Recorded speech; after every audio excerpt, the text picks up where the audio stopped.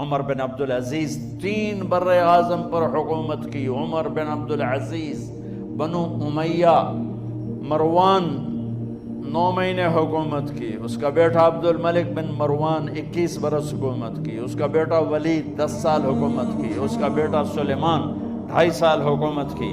اسی تخت پر بیٹھے عمر بن عبدالعزیز. پہلے چاروں نے اللہ کے شریعت کو قربان کیا حکومت کے لیے. عمر بن عبدالعزیز نے اپنے آپ کو قربان کیا اللہ کے لیے. حکومت کو پاؤں کے تلے رکھا اور اللہ کی رضا کو سامنے رکھا. کیسی سلطنت کی؟ جب گورنر تھے تو 60 اونٹوں پہ سامان چلتا تھا. جب امیر المومنین بنے تو بچے کہنے لگے ماں سے، بچے بچیاں 12 تھے، ماں سے کہنے لگے کہ عید کا موقع آ رہا ہے، ابا سے کہو ہمیں نئے کپڑے تو لے کر دیں. ان کی ماں کا نام ہے فاطمہ، بچوں کی ماں کا نام فاطمہ بنت عبد الملک. یہ دنیاوی سٹیٹس میں سب سے بڑی خاتون گزری ہے. آج تک اس کے لیول کی کوئی عورت نہیں آئی. دادا بادشاہ، باپ بادشاہ، 4 بھائی بادشاہ، 6 خامند بادشاہ، 7 نسبتوں سے یہ عورت شہزادی رہی ہے. حضرت عمر گھر آئے، بیگم نے کہا بچے کپڑے مانگ رہے ہیں. حضرت عمر کہنے لگے میرے پاس تو پیسے نہیں ہیں، تنخواہ میں تو مشکل سے روٹی پوری ہوتی ہے، کہاں سے لے کر دوں؟ تو تھوڑی دیر خاموش رہی. بیگم پھر کہنے لگی آپ ایسا کریں، اگلے مہینے کی سیلری ایڈوانس لے لیں، اس سے میں کپڑے لے لیتی ہوں اور روٹی کا خرچہ میں مزدوری کر کے، گھر بیٹھے مزدوری کر کے چلا لوں گی، آپ 1 مہینے کی تنخواہ ایڈوانس لے لیں. حضرت عمر بن عبدالعزیز واحد خلیفہ ہیں جن کے دور میں 3 بر اعظم میں زکوٰۃ لینے والا باقی نہیں بچا تھا.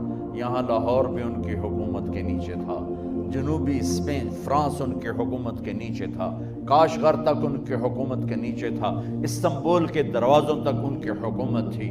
3 بر اعظم میں ایک آدمی زکوٰۃ لینے والا نہ بچا. اور اپنا حال یہ ہے کہ بیگم سے کہہ رہے ہیں پیسے کوئی نہیں، کپڑے کہاں سے لے کر دوں؟ اور بیگم طریقہ بتا رہی ہے کہ آپ اگلے مہینے کی تنخواہ ایڈوانس لے لیں، اس سے میں کپڑے لے لوں گی اور چولہے کا خرچہ، روٹی کا خرچہ میں گھر بیٹھ کے مزدوری کر کے کما لوں گی. تو حضرت عمر کہنے لگے ہاں یہ ٹھیک ہے. باہر آئے وزیر خزانہ مزاحم، انہیں بلایا کہ بھائی ہمیں اگلے مہینے کی تنخواہ ایڈوانس چاہیے. یہ تنخواہ والے لوگ بیٹھے ہوئے ہیں، تنخواہیں لیتے ہیں. اس نے کاغذ قلم آگے رکھ دیا، کہا حضرت یہاں لکھ کے دے دیں آپ 1 مہینہ زندہ رہیں گے میں تنخواہ دے دیتا ہوں. آپ مجھے لکھ کے دے دیں آپ 1 ماہ زندہ رہیں گے میں آپ کو تنخواہ دے دیتا ہوں. چپ کر کے اٹھے، ایک لفظ نہیں بولے، گھر گئے.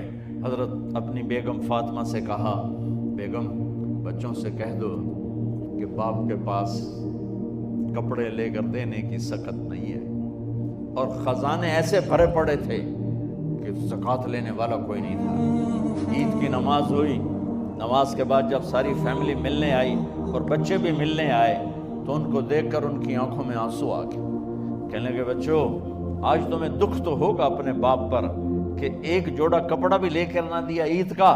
تو ان کے ایک بیٹے نے کہا ابا جان آج ہم بڑے خوش ہیں، ہمارا سر اونچا ہے کہ ہمارے باپ نے مسلمانوں کے مال پہ ڈاکہ نہیں ڈالا، ہمیں قربانی کا بکرا بنایا لیکن مسلمانوں کے مال میں خیانت نہیں کی. یہ ان کا طرز حکومت تھا، اس طرح انہوں نے حکومت کی.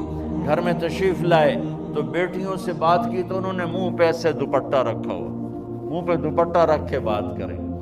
تو فرمانے لگے کپڑا تو ہٹاؤ، دوپٹہ کیوں رکھا ہوا ہے؟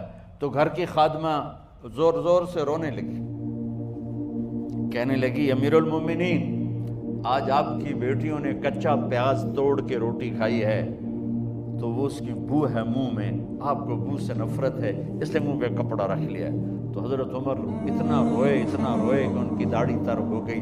کہنے لگے آخر میں جب تھوڑا آسرے میں آئے کہ میری بیٹیوں تمہارا باپ تمہیں بڑے اچھے کھانے کھلا سکتا ہے لیکن میں جہنم کو برداشت نہیں کر سکتا، میں جہنم کی آگ برداشت نہیں کر سکتا.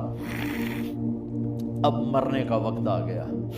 جب وہ گورنر تھے تو 60 اونٹوں پہ ان کا سامان چلتا تھا، اور جب وہ امیر المومنین بنے تو عیادت کے لیے لوگ آ رہے تھے تو سالم عیادت کے لیے آئے، فاطمہ کے بھائی، کپڑے دیکھیں امیر المومنین کے تو بہن کو ایک طرف کر کے فرمایا، بڑے نیک سرداروں میں سے تھے یہ مسلمہ بن عبد الملک، کہنے لگے امیر المومنین کے کپڑے تبدیل کروا دو، لوگ پوچھنے آ رہے ہیں تو میلے کپڑے اچھا نہیں لگتا، کہا جی بھائی کرواتی ہوں۔ اگلے دن جب وہ حال پوچھنے آئے تو پھر وہی کپڑے تھے، تو انہوں نے ان کو الگ جا کر کہا بہن میں نے تمہیں کہا تھا کپڑے بدلوا دیتی، کیوں نہیں بدلوائے؟ تو وہ رونے لگی، کہنے لگی کہاں سے بدلواؤں، جوڑا ہی ایک، کہاں سے بدلواؤں؟ اور حکومت کتنی تھی؟ 3 بر اعظم کی، 3 بر اعظم کی حکومت۔ ہمارا تو پٹواری امان کا نہیں ہے، اور وہ 3 بر اعظم کی سلطنت لے کر ایک جوڑے میں اللہ سے ملنے جا رہا ہے۔ ان کو زہر دیا گیا، جب ان کی موت کا وقت قریب آیا تو انہوں نے رجا بن حیوہ کو بلایا، سننے والی بات ہے بچوں، ان سے فرمانے لگے سنو میں نے 3 بادشاہوں کو قبر میں اتارا، اب بچیاں تو قبرستان جاتی نہیں، ہم تو اپنے ہاتھوں سے قبر میں اتارتے ہیں اور اوپر مٹی ڈالتے ہیں اور اوپر اینٹیں ڈالتے ہیں اور پھر منو مٹی میں دبا کے واپس آتے ہیں، یہ منظر آپ بچیوں کے تو دیکھنے کا بھی نہیں ہے۔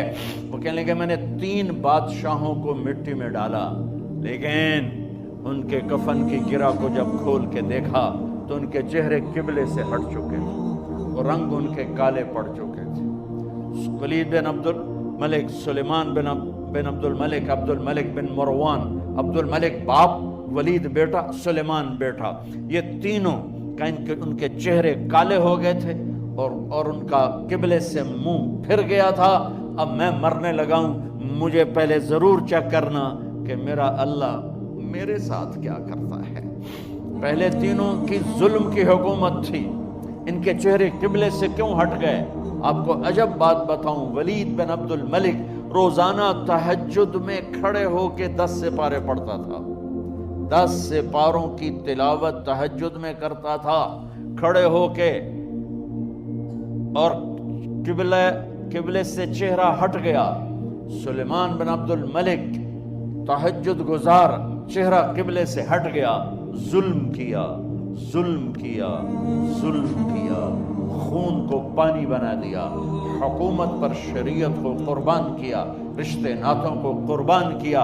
اللہ نے قبلے سے چہرے، نمازیں منہ پہ مار دی، روزے منہ پہ مار دیے، حج زکاتیں منہ پہ مار دی، تہجد ان کے منہ پہ مار دی اور ان کے چہروں کو قبلے سے ہٹا دیا اور رنگ کالے کر دیے۔ عمر بن عبدالعزیز نے اسی سلطنت کو عدل سے بھر دیا، جب ان کا انتقال ہوا۔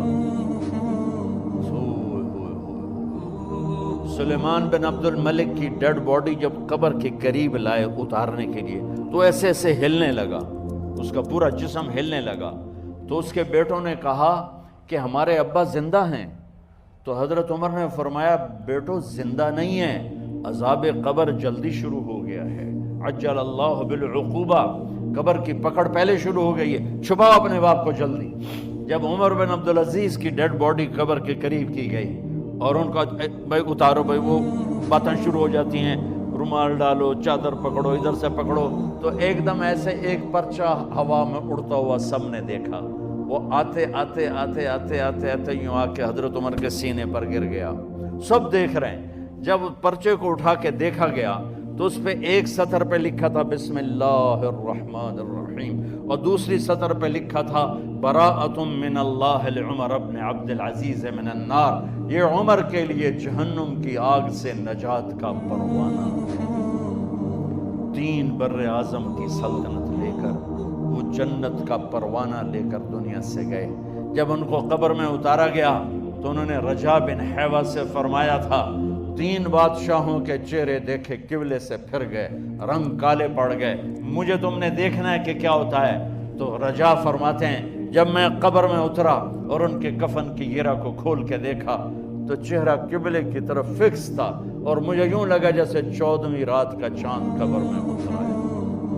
میرے عزیزو، طلبہ و طالبات، اللہ کو اپنی منزل بناؤ، اللہ کو اپنی منزل بناؤ، اللہ کو اپنی منزل بناؤ۔